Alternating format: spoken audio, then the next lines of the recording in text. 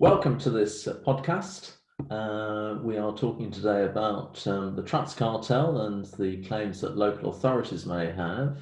I am David Green. I'm senior partner of Edwin Coe Solicitors, and I'm going to introduce you to Zara Hussain, who is a partner with me and deals with the day-to-day matters relating to the trucks cartel and pursuing those claims. This is specifically related to local authorities. Hopefully we'll answer some of your questions, but I'm sure not all, and you'll find our contact details in the last slide in order to give us a call or email us and ask the questions that you may have. No obligation at all, and we're just happy to deal with issues that you may want to raise with us. So Zara, let us start with local authorities. Why are we addressing ourselves to local authorities at this time? Well, if I could just start with a bit of background to the claim. So these are damages claims which arise out of an investigation by the European Commission into 6 different truck manufacturers. And the Commission found that the 6 different companies, I won't name them all because they're on the slide, were guilty of colluding on price. And the price fixing was found to have started in 1997. It was brought to an end in 2011 when the Commission raided the various manufacturers. And as a result, any businesses or institutions which purchased, leased or subcontracted trucks weighing 6 tons or more will have overpaid for their vehicles. So the claim relates to medium and heavy trucks. We're looking at a slightly longer period for the purposes of the claim. We're looking up to and including December 2012, because we say that the cartel being brought to an end did not result in an immediate normalization of the trucks market.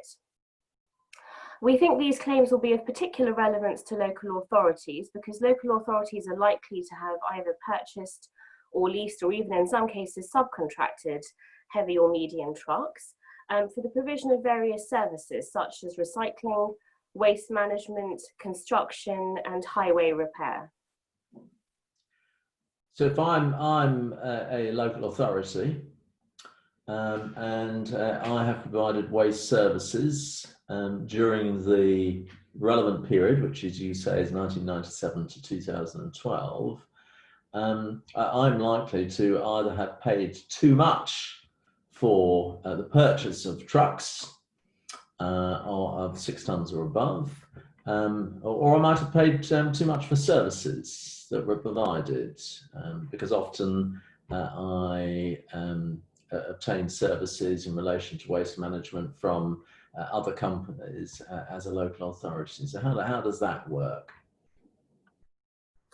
So argument with subcontracted services would be that the company which provided you with the trucks will have paid an inflated amount to acquire them in the first instance, and therefore that will have been reflected in the charges that you were asked to pay as a local authority for the provision of those services, and consequently you will have paid more for those services than you would have done had there been no price fixing going on in the market.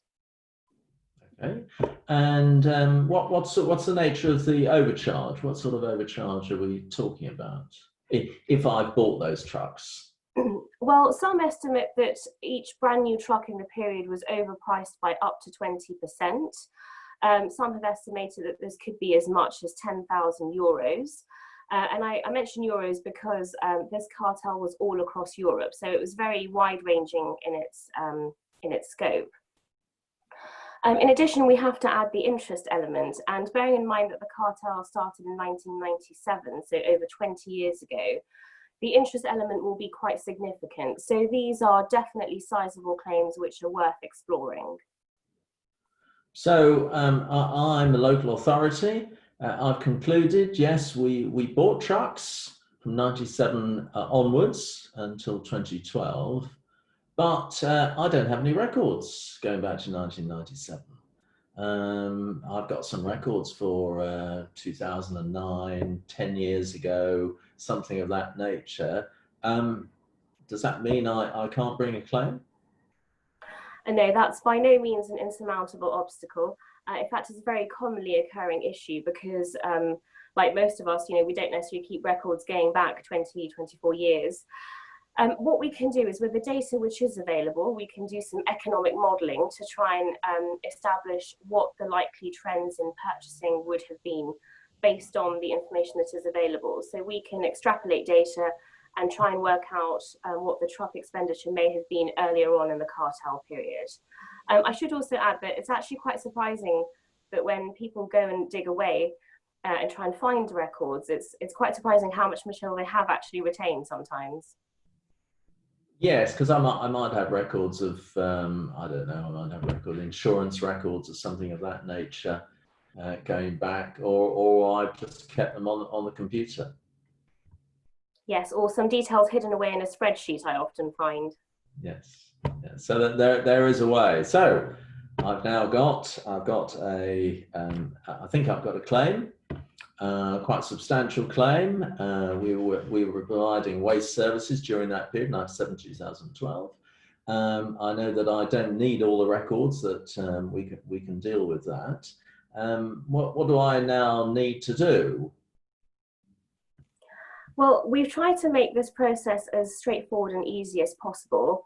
In the first instance, if we could just have details about the truck's chassis numbers or the registration numbers if the chassis numbers are unavailable, we can then use the number to search a particular database, and that will provide us with most of the key details that we require in order to get the claim off the ground, such as who the truck manufacturer happened to be.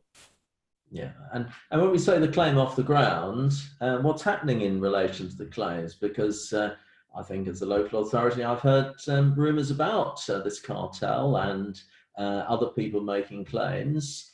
Where does that all sit? Yes, so there are various claims that have been issued by different law firms.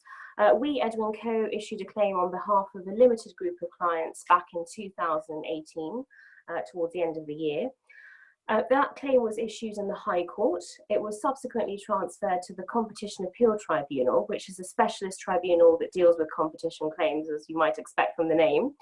And that's because the tribunal is collectively managing all the trucks-related proceedings which are on foot.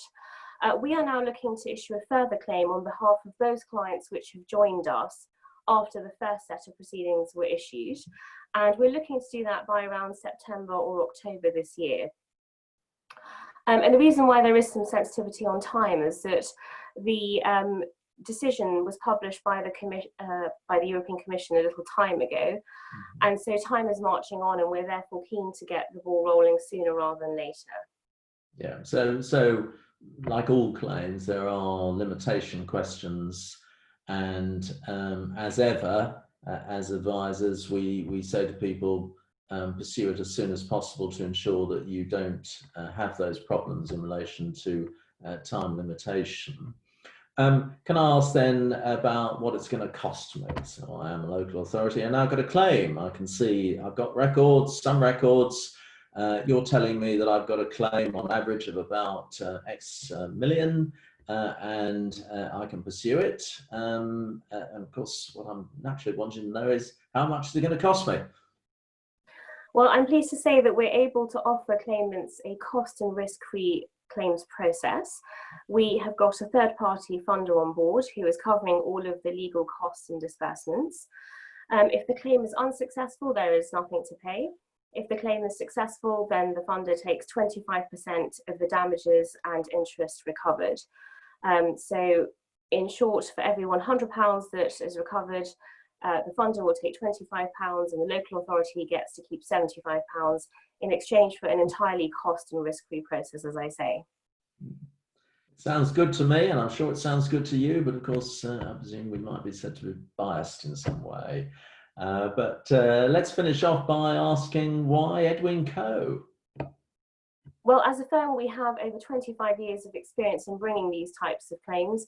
Not me personally, I hasten to add, but we are well versed in the types of arguments and issues that are like this particular claim, as I mentioned, having issued a claim back in 2018 on behalf of clients. And in addition, as we were just discussing, we've got funding, which means that clients can bring this claim without any cost or risk. It's effectively a no-win, no-fee arrangement that we're able to offer. Excellent. Right. So I think we've established a claim, we've established the process, and we've established which firm to go to. As we say, and I think we'll move now to the final slide, which is sets out the contacts. What do people now need to do, Zara? Well, if you think you've got a claim, please get in touch with us. You're welcome to email us or call us. And as you mentioned earlier, we're happy to have a no obligation chat just to discuss things, to run through it and see if the claim is viable. Good.